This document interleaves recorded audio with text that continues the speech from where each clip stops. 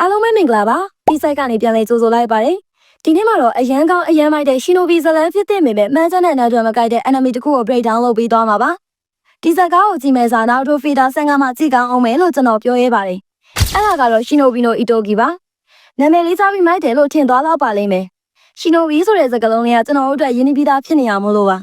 ဒီ enemy ကနီးပညာမြင်ပြီးခေတ်တဲ့နေကြလက်နက်တွေပါနေပေမဲ့သူ့ရဲ့ဇလန်ကိုသူကိုယ်တိုင်ဖြတ်စည်းဖြစ်တဲ့ enemy တစ်ခုပါဒါဆို break down ကိုအခုပဲစားလိုက်ရအောင်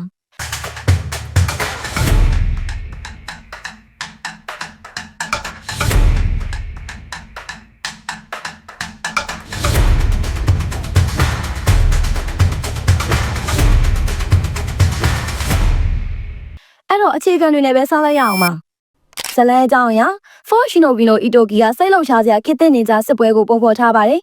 လိုအပ်အဖွဲ့အစည်းတွေလောက်ကျန်တက်ဖြတ်မှုတွေနိုင်ငံရေးလဲကွက်တွေဒီပညာအသေးစမ်းတွေတင်ကြားခဲ့တဲ့အတိုင်းပါပဲနည်းနည်းတော့ hype သွားပါလိမ့်မယ်ဒါပေမဲ့ဇလန်ကစတာနဲ့တာမန် high school enemy လေးလိုဖြစ်သွားတယ်နင်ဂျာကားကြီးက action တွေကြည့်ကြလို့လေဟုတ်တယ်မလားနာမည်ကြီးခောက်ဆွဲဆောင်ကခောက်ဆွဲมาတဲ့အခါအတင်စားခောက်ဆွဲကြောက်ကိုရင်တွင်းနဲ့ထည့်ပေးခံရသလိုပဲ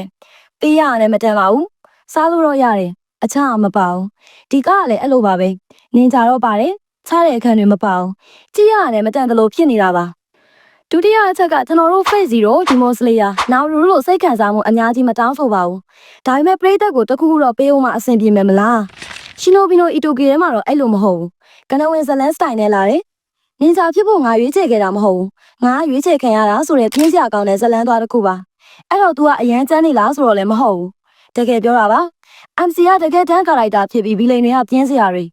side ကာရိုက်တာတွေကတော့ကျမ်းပါတယ်တချို့တွေဆိုမိုက်တယ်ဒါပေမဲ့သူတို့ခန့်ကတိတ်မပါဘူးဒီစကားကြည့်နေတဲ့သူတို့ကိုသူတို့နေကြလို့ပြောနေလို့ဒါနေကြမှန်းသိရဘေးကကြည့်ရတဲ့သူတွေကတော့ high school drama လို့ပဲထင်နေမှာပါတတိယအချက်ပြဿနာတွေဖြေရှင်းနေ conflict တစ်ခုလာတိုင်းမင်းသား character development လောက်လာတော့မှလားဆိုပြီးစိတ်လှုပ်ရှားလာစရာတော့အမှန်ပါ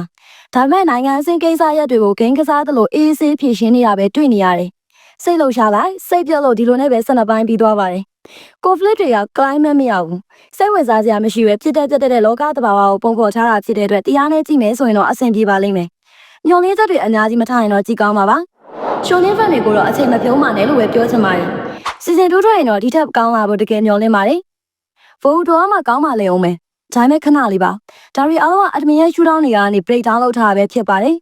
ဒါပေမဲ့တင်ကတော့ကြိုက်ကောင်းကြိုက်နေပါတယ်ဒီကားကိုကြည့်ပြီးလို့ကြိုက်တဲ့သူတွေရှိရဲဆိုရင်လည်းအောက်က comment မှာပြောခဲ့သွားပါဦးဒီလို enemy breakdown တွေ first တွေကိုအချိန်နဲ့တပြေးညီသိရှိနိုင်ဖို့ channel လေးကို like and subscribe လေးလုပ်သွားပေးပါဦးနောက်ဗီဒီယိုမှာပြန်တွေ့ကြပါမယ်